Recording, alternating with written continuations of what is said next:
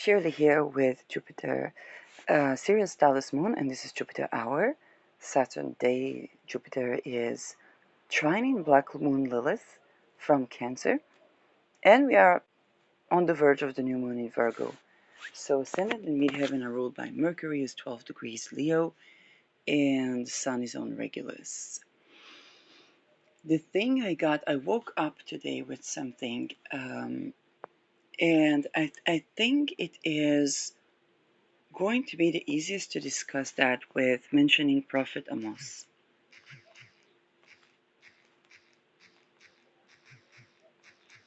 So, of course, Mercury is in the shade period going over the places it went to when it was retrograde, and the same themes can come up.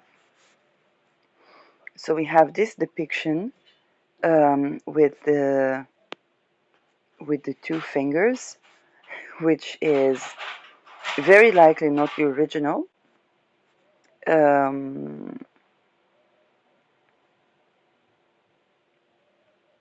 So he was speaking against a couple of things, trying to bring that in English for people to make it easier.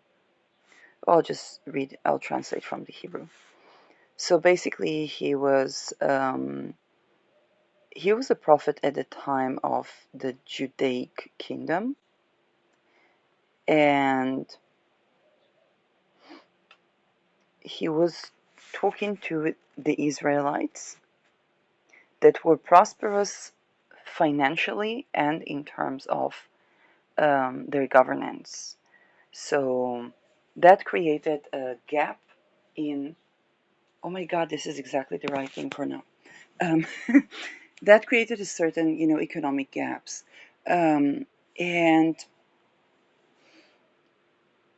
this basically created many people that lived in poverty, juxtaposed to kind of the elite.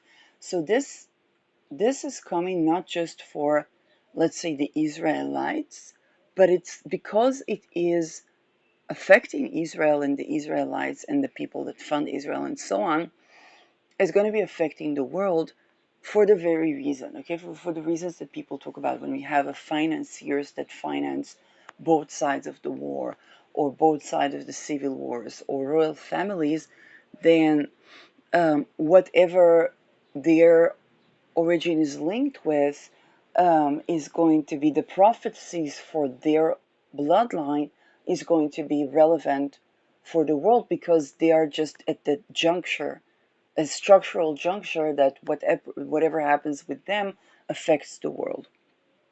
And so there is a talk about the poverty gap, and now with Uranus in Gemini, civil war clock, this is a big issue. Israel, by the way, is one of the countries where we have that. And he also went against human trafficking.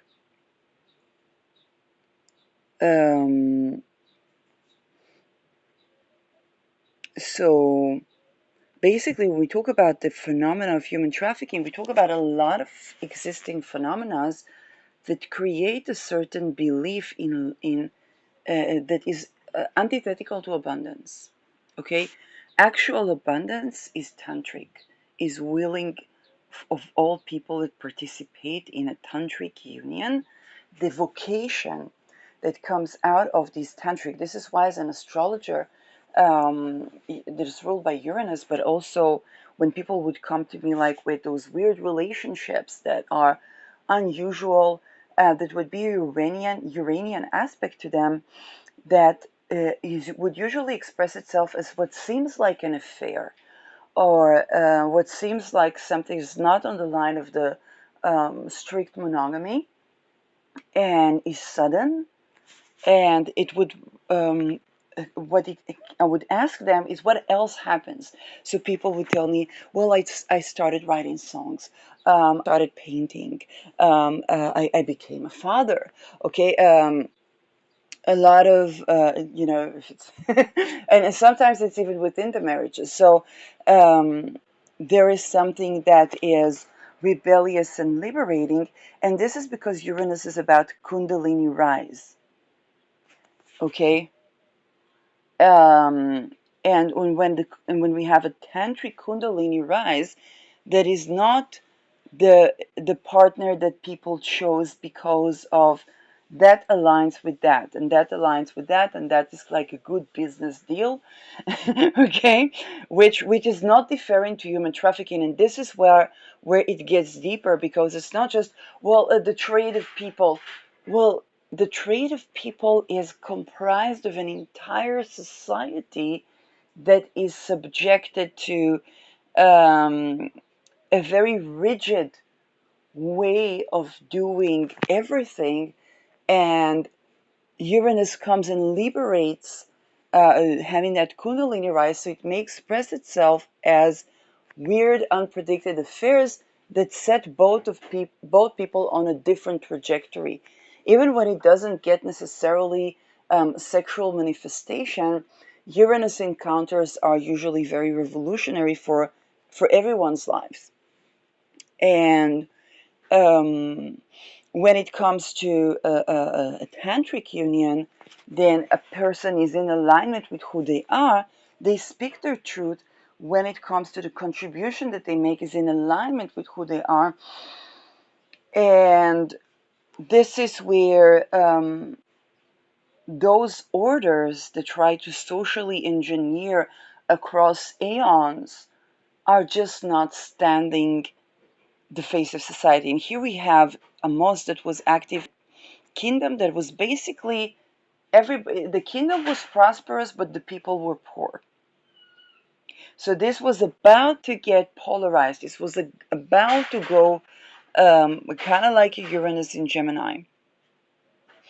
And this is where Amos expresses its hatred. He said that he hated the holidays. He wouldn't go with their advice. He wouldn't, if they sacrifice something for him and they give him of their wealth, he doesn't want that. Okay, and he said, "Don't sing for me. I will not hear your crooks' songs." Um, and he talked about the water as jurisdiction and charity as a river of wealth. Okay, so the clarity of if people want to have, it basically tells them, if you want to have clear water, so relevant to our times actually, if you want to have clear water, you need to be charitable with your wealth. Naturally, today we know the elite are being tortured since they are a cell that's about to go a division in a lab or in a womb. And so it takes a different form, but the essence is that this is kind of a Uranus Gemini prophet. And he talks about, it's funny because he mentions a word that would be the N word today, and he talks about the Israelites, that they are like the Nigerians, for lack of better term.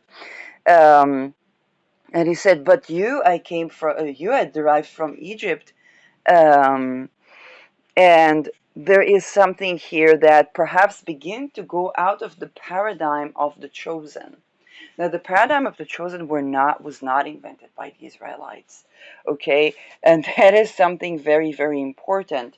The many tribes that saw themselves as the chosen bloodline, the chosen this, um, and the people always had to try to um, try to come up with a good excuse for why this person they kill and that person they kill people for. And whether it is the family or the tribe. Um, and so Amos is reminding people that that the artificial choice, so to speak, between that which is our tribe and that which isn't, doesn't hold water very literally, when within our tribe we have these wealth gaps, this trafficking. Um, and so when it comes to what people call the trafficking, it's also done within marriage, not just by forced marriage, but by the considerations that people have become accustomed to and placing taboo on discussing intimacy that causes fracture fragmentation that is manufactured, but also if the people comply with those fractures, as a society, they begin to be one with the elite that is going to be washed with the flood. Okay? You think about the times of the Black Death and how the aristocracy lost its assets because they simply died. And so, but if people accept the social engineering, and it's not about blame, it's about trajectories. Okay, that's very important. People are not to blame that they didn't know better.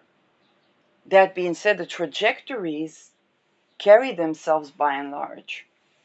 Okay, most of us didn't know that there is satanic ritual abuse going on um, in among the elite, among the people, among this, among that, and then we see floods, we see wars, we see and we see that the war crimes are so terrible. Let's say for the outer world, it would be easier to understand that as well. How come with all the things that, let's say, Israel it went through? Why is it doing what it's doing in Gaza in such in such a way? Okay, and as in that in Israel, it's what it was happening to women in their homes, even if they thought they married the best guy, and nobody did anything. And so why would they act differently outside? And this is why for the people that have been accepting this social engineering, why are we persecuted? But same with the other peoples, okay, the indigenous peoples. Um, okay, I saw a video of a 93 years old Palestinian woman talking about being persecuted by Israel just because she's Palestinian. And all I could think about, like, darling, you're 93 years old. How many girls lost their will to live being raped by their husband on a consistent basis by your people that you didn't stop to get to live to 93 years old? So now you're persecuted by other people. And Amos was referring to just that. How many people lived in poverty? He was against usury. Okay, he was against loaning. Um, because the poor people need to get a loan from the rich, but the economy was not sustaining. They were not doing, and they were not having opportunity to do entrepreneurship that was not based on a hoax and have dividends that they could later pay their loaners. It was something that they were trying to still live somehow, so they needed to loan money from the rich people within Israel. Again, and this is how Prophet Amos matters so much for this time. And when they couldn't pay, with naturally there were no opportunities for them to be able to pay, they had to be sold to slavery. And so he comes against slavery. Again, Uranus and Gemini, abolition of slavery. But this is also, if I looked about Israel, talked about Palestinians. Why did Black Lives Matter not yield? Well, we have to go to the times of Martin Luther King and Malcolm X. And it's the same story with the Palestinians. To speak, they had to comply with social engineering, and they were warning of rape of white women. And if you are okay with, now let me break the news to you. White women were already raped by white men.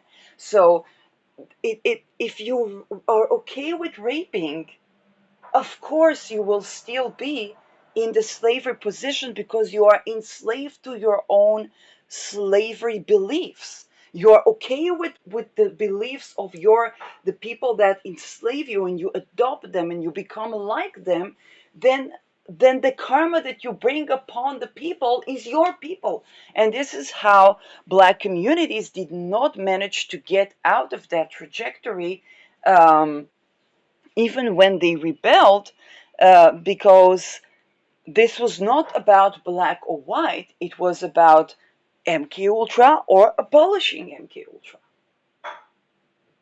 Because they can do a social maneuver, put a watermelon, and it's a global intifada. Now you got a lot of people killing people, but no freedom. And so,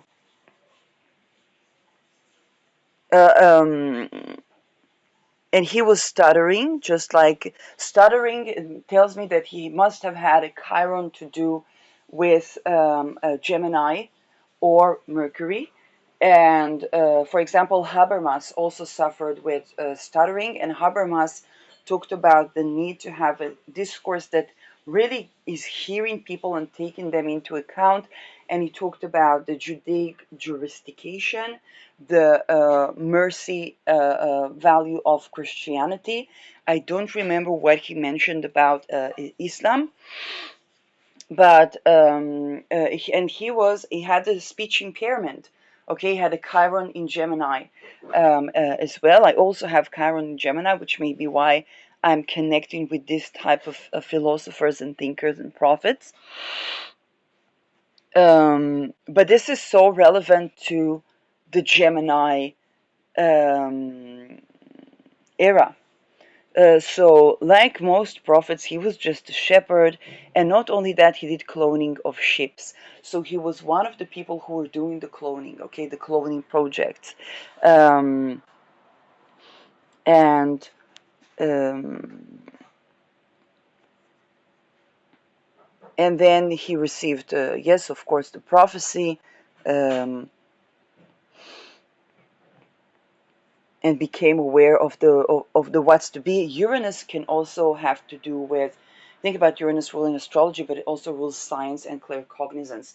And most of the people that are doing that for more than than a phase, then this is what it means. Because with Uranus, you would go through the different sciences and even the different types of astrology, and and when it comes to seeing something on a more global scale and going beyond the local, that is very Uranian.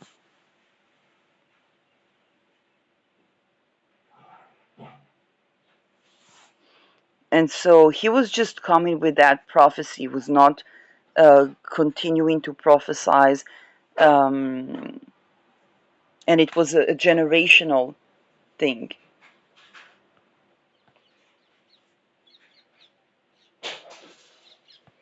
And there was an earthquake as well that was involved. Again, in the Syrian, in the African Syrian, it's called crack. Okay, it's a region that accompanies exactly where Palestine is, and we have a giant earthquake every 100 years or so. The last one was more than 100 years ago, so that's something. Um, by the way, your humble broadcaster, when I was a couple of months old, there was an earthquake, but we were the fourth floor. Uh, a floor beneath us, in another side of the building, nothing was felt. From our floor, it was felt so strongly that my parent was picking me up and wondering if they should jump with me from the fourth floor, which doesn't make a lot of sense. But this is what people think about when it's a giant earthquake and they don't know what to do. So I myself only felt an earthquake again when Uranus regressed into Gemini, and I went through my Neptune square with Saturn, and I was in my bed and I was thinking it's one of the curses that people do, because when you do talismans, there are really weird phenomena that happen. And I was in my bed, and then it was like shaking. I was like, "Oh, it's one of these curses. This is really strong. What did they do?" Uh, and, and then I was like, "Oh, that was an earthquake." And the piece around that was something that, by the way, when the Iran strike began, the uh, the um, the alert we got was for an earthquake. So immediately I went outside and I was trying to think, what do we do? Okay. I was like, it makes a lot of sense that it's happening, but it's like, oh, it's Iran striking. Okay, that's okay. We know what to do. It's not going to help if it strikes on us, but but that was kind of like a relief from the earthquake. So there's supposed to also be an earthquake in the region. Um, So Amos prophesies about palaces that are going to be broken. Um, Again, not sparing the royalty, and human trafficking, and selling the poor. Um, okay, basically about slavery, and about selling women. Okay, so when people were doing that, you see, and think about Israel today, that some associate that with Epstein.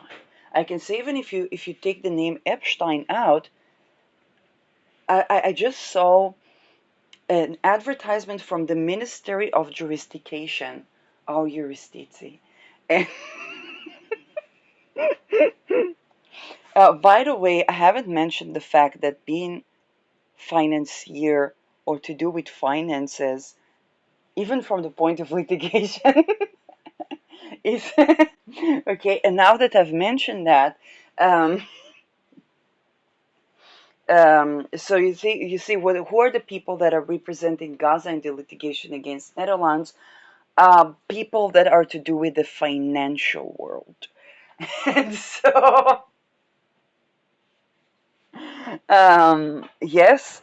By the way, when I asked for Achbun to give us a link to the actual litigation, the actual papers, I did not so far get a response. Okay, because these documents should be very transparent. Also, what are yeah, okay, this is it's quite a big deal that there is such a litigation against Netherlands, um, but he did not provide the documents. Nor did he talk about why. Okay, um, so that is already thinking, okay, perhaps they should have better representatives. And the problem is not that he's coming from the finance world and not from the jurisdiction world. Because going back to Israel, there was an advertisement that looked like an advertisement for trafficking women, and I will not further elaborate on that. But to the young men, to the young Israeli men that go abroad and like are surprised that they are being persecuted. Um, this has nothing to do with Gaza necessarily. Those were the same people going to Thailand and to Romania. They were the clients of Andrew Tate.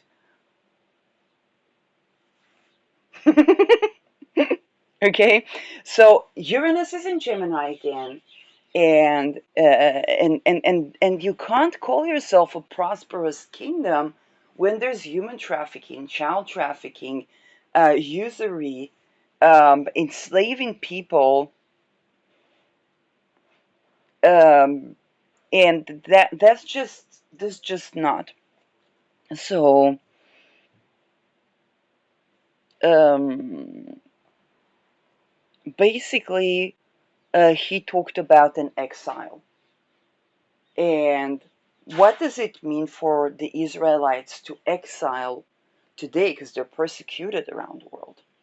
Well, today, first of all, we have to understand that if we come out of the chosen paradigm, we understand that everybody is the Israelites. Every indigenous tribe that trafficked its children is the Israelites. Every nation that trafficked its people is the Israelites. And what does it mean, exile? Right now, it means that a lot of people are just not going to be, because there's nowhere to exile them to. It's a global issue.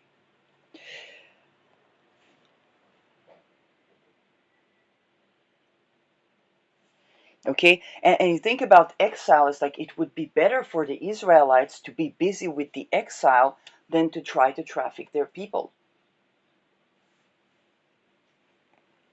When in Netherlands, for example, there was a discussion about minder Moroccans, okay, the less Moroccans, and it was like, this is racist, this is that, but then there was the big question: are the children, Moroccan children, safer in the Netherlands that took children because their parents couldn't pay? The parents were given money, then asked to return it, and then they lost some of their children. So some parents wrote, we have 20 children when they have 7, but some parents lost their children. What did they lose their children to? I think I don't even need to elaborate. We all know. And are Moroccan children actually safer in Netherlands, in this Netherlands, or is it better for them to try and make it in Morocco? But then I don't know about Morocco. Is Are children being trafficked in Morocco?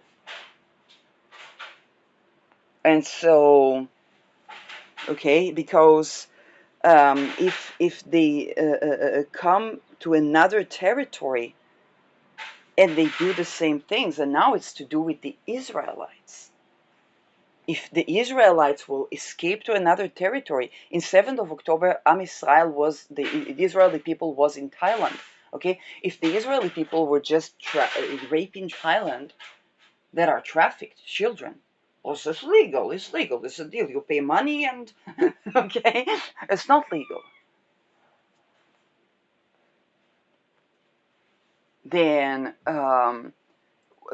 Amos would say, call that the chosen, but it would be ridicule to believe that this intends only to the people of Israel. Unless you believe that the people of Israel are the chosen people and you are not chosen and you are exempt. Okay, but the architecture of nature might have a different type of news. And people can't preserve the connection to their land when they are raping, because root chakra, soil, earth, land. That's what happened to Palestinians. That's what happened to Israelis in 7th of October. How many rapes were amongst the people that came to work in agriculture in the Negev, what they call Otef Aza, and do that in an industrial way? The food doesn't even get to the people, to the poor people. People had to kidnap people to make extra money to send to their families, and then the costumes of being rapey were just prevalent in those. So this is why we didn't have Israelis working in that agriculture. The pay was not enough. The working conditions were not okay. The only people that worked in those lands were the people that were the farmers, and they got the right to work the land. They didn't get, it was not their land. Of course, when the 100 years contract around the land and China buys the land, then of course something's going to happen. Okay, but how much was that compromise of the food industry locally within Israel had been, and people, when they were raped while they're working, lost their connection to land and abundance. And nothing was done about that, so it got to the elite. Because people are beginning to say, what is happening? Why don't I have this? Why don't I have that? I learn about money. I learn about credit. I learn about this. I learn about rest. I learn about work. I learn about feeding myself well. But all these things cost money. Well, I learned about why don't I want to live? Why don't I want to live? Oh, I actually, when I'm not raped, I actually do want to live. Oh, that's very interesting. And then I begin to create and manifest, and I have desire to give something to the world. Okay, there's a trajectory here. And this is exactly the how and why this thing we can take Prophet Amos, and we can say so relevant for Uranus going through the sign of trade, polarity, and civil wars, Gemini.